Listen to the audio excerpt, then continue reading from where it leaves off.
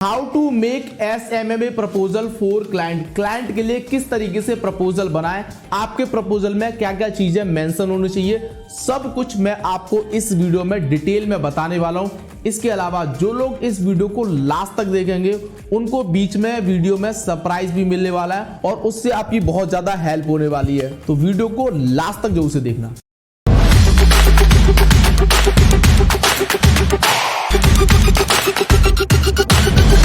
सबसे पहले हम बात कर लेते हैं प्रपोजल होता क्या है और इसकी जरूरत हमें कब पड़ती है। तो मैं आपको सिंपल बता रहा हूं, जब आप क्लाइंट के साथ मीटिंग करते हैं तो जो क्लाइंट आपको बताता है कि मेरे को ये सर्विस चाहिए, ठीक है ना, तो उसके बिहाफ पे आप प्रपोजल बनाते हैं, साथ ही साथ उसकी चीजें मेंशन होती है उस प्रपोजल में, इसके अलावा आपकी भी चीजें मेंशन होती हैं। तो जब दोनों चीजें मेंशन होती हैं उसके बाद आप क्लाइंट को वो प्रपोजल सेंड करते हैं। अगर उसको वो पसंद आता है उसके बाद में आप उसके प्रोजेक्ट पर काम करते हैं। अच्छा, प्रपोजल भी दो तरीके से बनते हैं।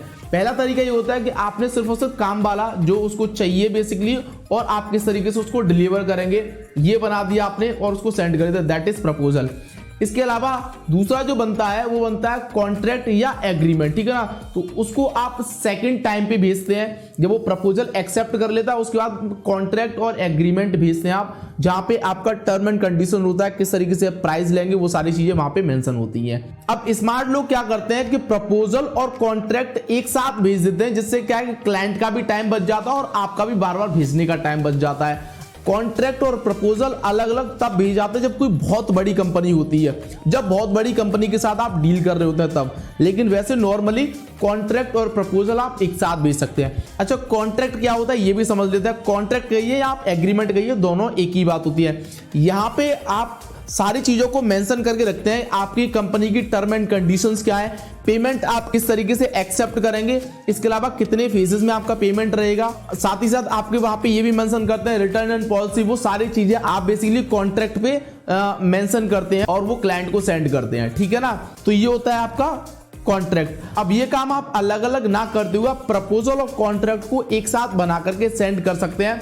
प्रपोजल में आपको एक बार और रिमाइंड कराता हूं, फॉर एन एग्जांपल के लिए आप क्लाइंट के लिए लीड जनरेट कर रहे हैं, ठीक है ना, तो लीड जनरेट आप मंथ में कितनी करेंगे, ठीक है ना, उसके अलावा उसका एड स्पेंड कितना रहेगा, आपका फीस क्या रहेगा, ये सारी की सारी चीजें मेंशन होती हैं। इसके अलावा आपकी कंपनी का नाम डला हुआ होता है और आपके सिग्नेचर होते हैं, क्लाइंट का भी नाम डला हुआ होता है और क्लाइंट के लास्ट में सिग्नेचर भी होते हैं जब वो उसको एक्सेप्ट करता है। ये चीजें तो होती है। अब इसके अलावा आप कितने फेजेस में उससे पेमेंट लेंगे ये भी चीजें उसमें मेंशन होती हैं कि एक फेज में कितना लेंगे, दूसरे फेज में कितना लेंगे और तीसरे फेज में कितना लेंगे।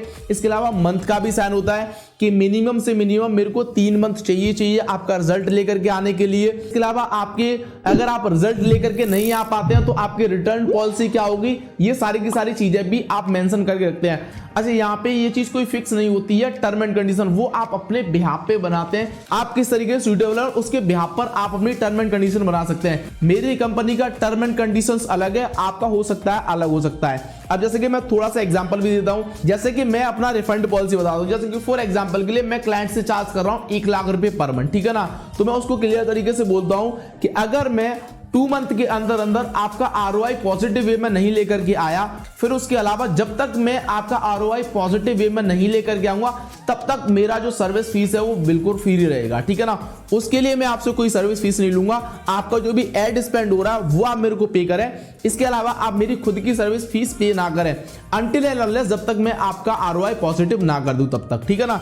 तो ये मेरा एक बेसिकली रिफंड पॉलिसी बना हुआ है। तो सब अपना अपना डिफरेंट टाइप से बनाते हैं, ये मैंने आपको अपना पर्सनली एग्जांपल दिया है। जैसा कि मैंने आपको वीडियो के स्टार्टिंग में बताया था कि मैं आपको एक सरप्राइज भी दूंगा, तो वो सरप्राइज ये है कि मैं आपको प्री मेड एसएमएम प्रपोजल दे रहा हूं, जिसका लिंक आपको वीडियो के डिस्क्रिप्शन बॉक्स में मिल जाएगा। यहाँ पे प्रपोजल और कॉन्ट्रैक्ट दोनों एक साथ हैं, आप यहां से आइडिया ले सकते हैं पूरा का पूरा अच्छी तरीके से किस तरीके से आपकी कंपनी का प्रपोजल होना चाहिए। एक डिस्क्लेमर जो मैं आपको देना चाहूंगा जो बहुत ज्यादा इंपॉर्टेंट भी है, बिना कॉन्ट्रैक्ट साइन किए कोई भी प्रोजेक्ट पर काम करना स्टार्ट ना करें, क्योंकि होता क्या है जो मैं आपको रियलिटी बता रहा हूं वो ये है कि स्टार्टिंग में आपका बात होता है, ठीक है ना, और वो कोई भी लिखत में बात नहीं होता, तो उसमें क्या हो जाता है कि क्लाइंट बाद में कहता है कि मैंने तो कुछ और बोला था, आप मेरे को कुछ और डिलीवर कर रहे हैं, तो वहां पे वो पैसा देने में फिर आनाकानी करता है। वही चीज अगर आपकी लिखत में होती है जिसको कॉन्ट्रैक्ट बोलते हैं, तो दोनों के लिए विन विन सिचुएशन ये होती है कि आप उसको दिखा पाते हैं। देखिए आपने इस पर साइन किया हुआ तो फिर उस चीज से वो डिनाई नहीं कर पाता है। इसीलिए मैं आपसे कह रहा हूं कि कोई भी प्रोजेक्ट बिना कॉन्ट्रैक्ट साइन किए हुए ना लें, ये बहुत ज्यादा नेसेसरी भी है। आई होप आपको समझ में आ गया हो किस तरीके से हम एसएमएम में प्रपोजल बनाते हैं और ये हमारे लिए क्यों जरूरी होता है। एक चीज और जो मेरे लिए जरूरी है वो है लाइक का बटन। लाइक करते तो मैं बहुत ज्यादा अच्छा लगता है। और हाँ, मैंने एक वीडियो बनाई किस तरीके से आप वेबसाइट का प्रपोजल बना सकते हैं, उसका लिंक मैं वीडियो के डिस्क्रिप्शन बॉक्स में दे रहा हूं, यहां पे भी मिल जाएगा। उस वीडियो को जरूर से चेकआउट कर लेना। उसमें भी मैंने बहुत अच्छी तरीके से बताया कि किस तरीके से वेबसाइट का प्रपोजल हम बनाते हैं। और ऐसे ही कमाल धमाल वीडियोस देखने के लिए चैनल को सब्सक्राइब करना बिल्कुल ना भूलें। अगली वीडियो मुलाकात करेंगे, तब तक के लिए गुड बाय।